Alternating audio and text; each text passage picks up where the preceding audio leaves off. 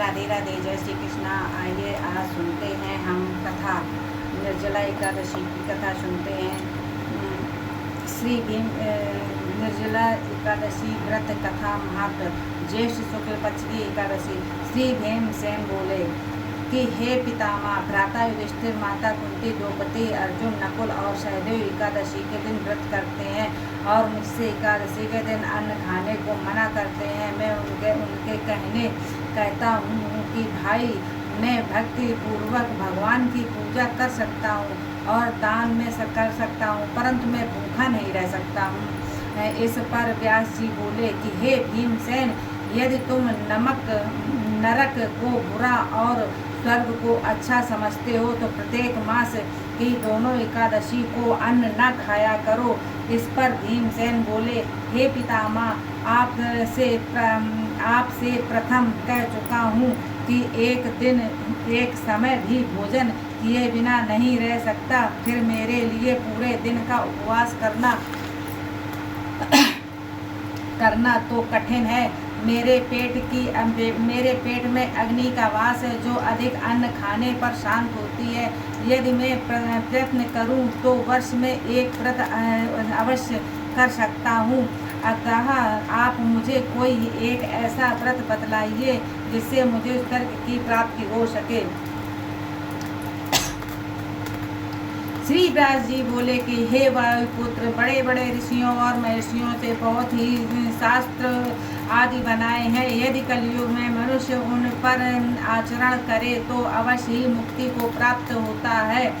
उसमें धन बहुत कम खर्च होता है। उनमें से जो पुराणों का सार है उसको कहता हूँ कि मनुष्य को दोनों पक्षों की एकादशियों का व्रत करना चाहिए, इससे उन्हें स्वर्ग की प्राप्ति होती है। भीमसेन कृष्ण और मिथुन संक्रांति के मध्यम में जेठ शुक्ल पक्ष की एकादशी होती है, उसका निर्जला व्रत करना चाहिए। इस एकादशी के व्रत में स्नान और आचमन में जल वर्जित नहीं है, लेकिन आचमन में 6 मसे जल से अधिक जल नहीं ले सकते हैं। इस आचमन से शरीर को शुद्धि हो जाती है। आचमन में 6 मसे से अधिक जल मदपान के समान है। इस दिन भोजन नहीं करना चाहिए, भोजन करने से व्रत नष्ट हो जाता है। यदि सूर्य उदय से सूर्य अस्त तक मनुष्य जलपान न करे तो उसमें 12 एकादशी का फल की प्राप्ति होती है। द्वादशी के दिन सूर्य उदय से पहले ही उठना चाहिए। इसके पश्चात भूखे ब्राह्मणों को भोजन कराना चाहिए, तत्पश्चात स्वयं भोजन करना चाहिए। इस भीमसेन स्वयं भगवान ने मुझसे कहा था कि इस एकादशी का पुण्य समस्त तीर्थों और दान के बराबर है। एक दिन निर्जला रहने से मनुष्य पापों से मुक्त हो जाता है। जो मनुष्य निर्जला एकादशी का व्रत करते हैं उनको मृत्यु के समय भयानक यमदूत नहीं दिखते, वरन भगवान विष्णु के दूत स्वर्ग से आकर उसको पुष्पक विमान में बैठाकर स्वर्ग ले जाते हैं। संसार में सबसे श्रेष्ठ निर्जला एकादशी का व्रत है। अतः अंत पूर्वक इस एकादशी का निर्जला व्रत करना चाहिए। इस दिन ओम नमो भगवते वासुदेवाय इस मंत्र का उच्चारण करना चाहिए। इस दिन गौदान करना चाहिए। इस एकादशी को भीमसेन या पांडव एकादशी भी कहते हैं। निर्जला व्रत करने से पहले भगवान की पूजा करनी चाहिए और उनसे विनय करनी चाहिए कि हे भगवान, मैं आज निर्जला व्रत करता हूँ, इसके दूसरे दिन भोजन करूँगा।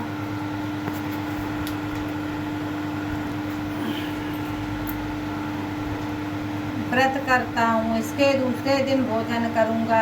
मैं इस व्रत को श्रद्धा पूर्वक करूँगा, उसमें मेरे सब पाप नष्ट हो जावें। इस दिन एक बड़े वस्त्र से ढककर स्वर्ण सहित दान करना चाहिए। जो मनुष्य इस व्रत के अंतराल में स्नान तप आदि करते हैं उनको करोड़ों फल स्वर्ण दान का मिलता है। जो मनुष्य इस दिन यज्ञ होमादि करते हैं उनका फल वर्णन भी नहीं हो सकता है। इस निर्जला एकादशी के व्रत से मनुष्य विष्णु लोक हो जाते हैं। जो मनुष्य इसी दिन अन्न खाते हैं उनको चांडाल समझना चाहिए, वे अंत में नरक में जाते हैं। ब्रह्म हत्यारे, मदपान करने वाले, चोरी करने वाले, गुरु से द्वेष रखने वाले, असत्य बोलने वाले भी इस व्रत को करने से स्वर्ग को जाते हैं। हे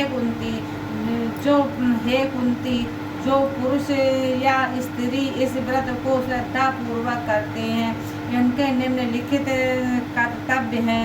इन्हें स्वयं सर्वप्रथम विष्णु भगवान की पूजा करनी चाहिए, तत्पश्चात गौदान करना चाहिए। उस दिन ब्राह्मणों को दक्षिणा, मिष्ठान आदि देना चाहिए।